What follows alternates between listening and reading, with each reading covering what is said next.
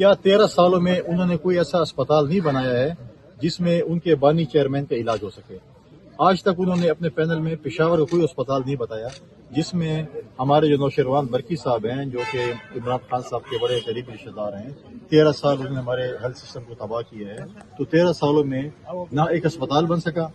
ایک جو ہے بقول ان کے خواب میں انہوں نے دیکھا تھا کہ LRH شاید ان کے پارٹی بننے سے پہلے ایک بنا تھا، شاید انہوں نے پہلے ہی خواب میں دیکھا ہوگا.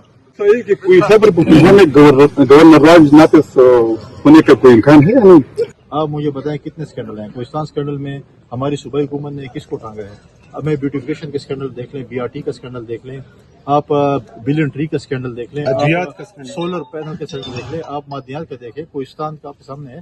تو کون کون سے اسکینڈل ہیں جس پہ آپ نے دیکھے کہ آپ کے سامنے سارے ہیں اور اس کے اوپر آج تک صوبائی حکومت ٹس سے مس نہیں ہو چکی؟ کہ PTI کے 3، 4 اور 5 پتہ نہیں کتنی فرینچائز ہیں. اب ہمیں یہ پتہ نہیں ہے کہ ایتھینٹک فرینچائز کون سی ہے جس سے آپ بات چیت کر سکتے ہیں.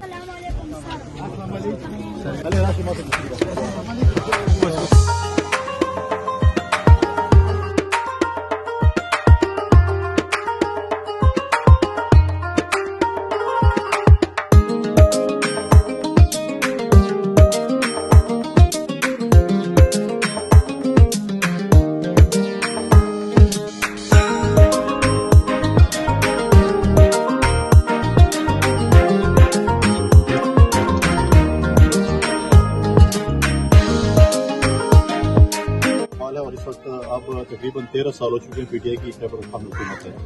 اور ہمیں ایک چیز بتا دیں جس فیلڈ میں وہ کہتے ہیں کہ ہم نے ترقی کی ہے. ایک زمانے میں وہ ایک سونامی ٹری یا بلین ٹری کا نام لینے والے تھے کہ ہم نے یہ کر دیا اور اتنے درخت لگا لیے اور پتہ نہیں کروڑوں اربوں درخت لگا لیے ہیں.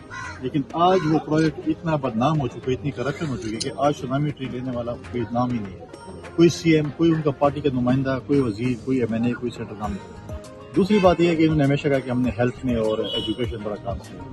ہیلتھ کے حوالے سے میں نے آج بھی سوال کیا ہے کہ ہمارے جو PTI کے دوست ہیں اور وہ چاہتے ہیں کہ ان کے بانی چیئرمین کا علاج ہو، تو وہ تو شفا اسپتال اور شوکت خانم کا نام لیتے ہیں. اور آج ایک اسپتال نہیں جس میں ہم بتائیں کہ KP میں یہ اچھا اسپتال ہے جس میں آ کے ان کے بانی چیئرمین کا علاج ہو سکے. دوسری بات ایجوکیشن آپ کے سامنے کیا ہے، لا اینڈ آرڈر کی سچویشن بھی آپ کے سامنے ہے، گورننس کی سچویشن بھی آپ کے سامنے ہے. یہاں پر اپنے ریٹ لگائے جاتے ہیں، اپنی چیزیں ہوتی ہیں، ٹرانسپورٹ کس طریقے سے پہلے ہوتی تھی وہ بھی آپ کے سامنے ہے. یہاں پر جو ہے کانٹریکٹرس کو جس طریقے سے پیمنٹ ہوتی ہے وہ بھی آپ کے سامنے ہے، کانٹریکٹ کس طریقے سے دیے جاتے ہیں وہ بھی آپ کے سامنے ہے. تو سارا صوبے کو تباہی کی طرف لے گئے ہیں. اور پہلے یہ لوگ شور مچاتے تھے کہ ہمیں اعتماد میں نہیں لیا جاتا جب آپریشن ہوتے ہیں. دیکھیں انٹیلیجنس بیس آپریشن تو یہاں پر بھی ہوں گے اور افغانستان میں ہوں گے. پاکستان کی سلامتی سب سے پہلے ہمارے لیے ہمیں عزیز ہے. بات یہ کہ ہم کو کہتے تھے کہ آپ chief executive of the province ہیں، ایپیکس کمیٹی آپ کے انڈر ہے، یہ ایپیکس کمیٹی کا بلانا آپ کا کام ہے، آپ جا کے بلائیں. اس میں کور کمانڈر صاحب ممبر ہیں، IGFC ممبر ہیں، IG پولیس ممبر ہیں، ہمارے جو وہاں کے جو FC کے کمانڈنٹ ہیں اس کے ممبر اور باقی ممبران ہیں. تو ان کو بلائیں، ان سے بریفنگ لے لیں، آپ کو بتا دیں گے کیا کوئی خواب میں نے. تو انہوں نے اس پہ باقاعدہ میٹنگ کی، آپ نے دیکھا. اس کے بعد فالو اپ میٹنگ ہوئی جس میں انٹیریئر منسٹر صاحب بھی آئے تھے. تو انہوں نے بتایا کہ آپریشن کدھر ہو رہے ہیں، کدھر نہیں ہو رہے. اور یہ تو ایک بات بالکل کلیئر ہے، میں نے پہلے بھی کہا تھا کہ پاکستان کی سلامتی پہ جہاں پر بھی کوئی چیز ہوگی، پاکستان کے خلاف جہاں پر بھی کوئی سرزمین استعمال ہوگی، پاکستان وہاں پر انٹیلیجنس بیس آپریشن کرے گا. PTI نے جو رمضان پیکیج بانٹا ہے اس کی اگر تفصیلات جاری کریں گے آپ کے سامنے آ جائے گی. آپ بتائیں، آپ کو اب جو بڑے تو یہ دعوے تو بہت بڑے صاف چلی اور شفاف چلی کرتے ہیں. آج آپ جو رائٹ آف ٹو انفارمیشن پہ نکالیں کہ یہ جو پیکیج تقسیم ہوا ہے یہ کسی ریکمنڈیشن پہ تقسیم ہوا ہے. انہوں نے سب اپنے MPs اور MNAs کیا. آپ آئیں ہمیں دیکھیں، ہم بے نظیر کو سپورٹ پروگرام چلا رہے ہیں. ایک اور بینیفیشریز ہم نے یہ نہیں دیکھا کہ بے نظیر کارڈ یا بے نظیر کی تصویر وہ بھی بس پارٹی کے ورکر کے جیب میں ہے، غریب آدمی کے ہے یا PMLN ہے یا JUI ہے یا ANP ہے یا PTI ہے، بلا تفریق ہم نے دیا. ہر غریب کا حق بنتا ہے. اور یہ سمجھتے ہیں کہ سرکار کا مال ان کے جو ہے کوئی رشتہ داروں کا ہے جس پہ جو اپنے تقسیم کرتے ہیں. لیکن سب کے سامنے ہے جو انہوں نے صوبہ تباہ کی ہے. کل میں نے CM صاحب کو سنا کہ وہ کہہ رہے ہیں ہمیں دیوار سے لگایا جا رہا ہے. ہم کون دیوار سے لگا رہے ہیں؟ آپ اپنے آپ کو اور آپ کی پارٹی آپ کو دیوار کے ساتھ لگانا چاہتی ہے. آپ کو کس نے منع کیا کہ اپنے صوبے کے حقوق کے لیے وزیر اعظم صاحب سے ملیں؟ آپ کو کس نے منع کیا کہ آپ وفاق کے ساتھ اپنی کوارڈینیشن نہ کریں؟ ہم تو چاہتے ہیں، ہماری دلی خواہش ہے کہ ہمارے وزیر اعظم صاحب وفاق سے کوارڈینیشن کریں، ہمارے صوبے کے جو مسئلے مسائل ہیں بالکل کریں. جہاں پر ہماری ضرورت ہے ہم ان سے دو قدم آگے چلیں گے.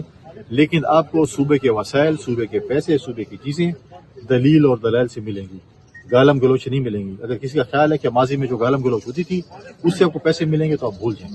ہاں آپ جائیں, ہمارا جو حق بنتا ہے ہم بالکل آپ کے اپنے حق کے لیے لڑیں گے. آپ کو جب ہماری ضرورت ہوگی ہم کریں گے, لیکن آپ دو پی ٹی آئی بنا لیں, ایک سرکاری بنا لیں جو کہ ہماری سرکاری معاملات میں ہو, اور ایک دوسری بنا لیں جو انتشاری ہو, جو ہمیشہ انتشار کی باتیں کرتے ہیں. اب پرابلم یہ ہے کہ سی ایم صاحب جب کسی سے میٹنگ کرتے ہیں ان کے اپنے جو سوشل میڈیا والے ہیں ان کو جو ہے جس طریقے سے ان کے ساتھ پیش آتے ہیں وہ بھی آپ کے سامنے ہیں, آپ دیکھتے ہیں. وہ کسی وزیر سے ملتے ہیں یا وزیر اعظم سے ملتے ہیں جو اس کے ساتھ مشورہ ان کا ہوتا ہے. وہ اپیکس کمیٹی کی میٹنگ بلاتے ہیں جس میں کور کمانڈر صاحب یا باقی شرکت کرتے ہیں تو بھی آپ کے سامنے کہ ان کی. اب مسئلہ یہ ہے, اور یہاں تک کہ پی ٹی آئی کے چیئرمین نے خود بتا دیا کہ پی ٹی آئی کے کسی شخص پہ پی ٹی آئی کے چیئرمین کو اعتماد نہیں ہے, اس لیے انہوں نے امپورٹڈ دو لیڈروں کو لیڈر آف دی اپوزیشن بنایا, جس میں قومی اسمبلی میں بھی آپ دیکھیں اور سینٹ میں بھی دیکھیں. کوئی بھی ایسا بنا نہیں جس پہ پی ٹی آئی کا چیئرمین اعتماد کر سکے. اس لیے آپ مجھے بتائیں, ہم ہمیشہ کہتے ہیں جمہوریت بہترین انتقام ہے. آج وہی محمود خان چکزئی, ہم ان کا ہمیشہ احترام کرتے ہیں, ہم اس کا احترام پہلے بھی کرتے تھے ابھی کرتے ہیں, وہ سیاسی لیڈر ہیں. لیکن عمران خان سے کیا کرتا تھا آپ نے جلسے دیکھے ہوں گے. تو آج عمران خان سے پوچھیں جمہوریت بہترین انتقام یہ ہے کہ آج آپ کو مجبوراً اسی محمود خان چکزئی کو چننا پڑا. پچھلے سال رمضان میں ساری تراویاں جو ہے پی ٹی آئی والوں نے مولانا فضل الرحمان کے پیچھے پڑی, وہ ان کا سیاسی مسیحا تھا. تو یہ جمہوریت کا انتقام ہوتا ہے جس کے خلاف آپ باتیں کرتے تھے, جن کے خلاف کہتے تھے کہ ان کے پیچھے نمازیں نہیں ہوتی, ان کو ملا کہنا بھی ہوا ہے. تو آپ کی پارٹی مجبور ہوتی تھی, ہمیشہ ان کے ساتھ جاتی تھی, ان کو سیاسی مسیحا بنایا ہوا تھا اور ہمیشہ کہتے تھے کہ مولانا فضل الرحمان ہمیں اس گرداب سے نکالا. تو یہ دیکھیں بڑے بول نہیں بولنے چاہیے, یہ سیاست ہے, جس میں ڈائلاگز ہوتے ہیں, بات چیت ہوتی ہے, بیٹھتے ہیں, جو بڑے بول بولتے ہیں ان کا انجام یہ ہوتا ہے.